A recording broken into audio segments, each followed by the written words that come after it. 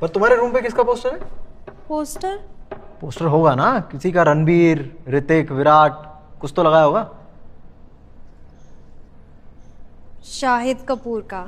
शाहिद कपूर? वो तो दीदी मिलना मुश्किल है, ऐसे का लगा लो ना जो मिल जाए।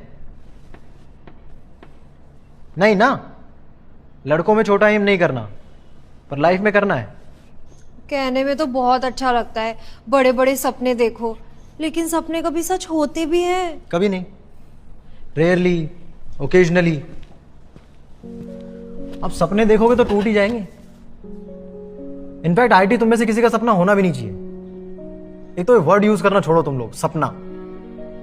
इसे यूज करने का मतलब है कि पहले ही मान चुके हो, कुछ होना जाना तो है नहीं, देखने की चीजें देख ली।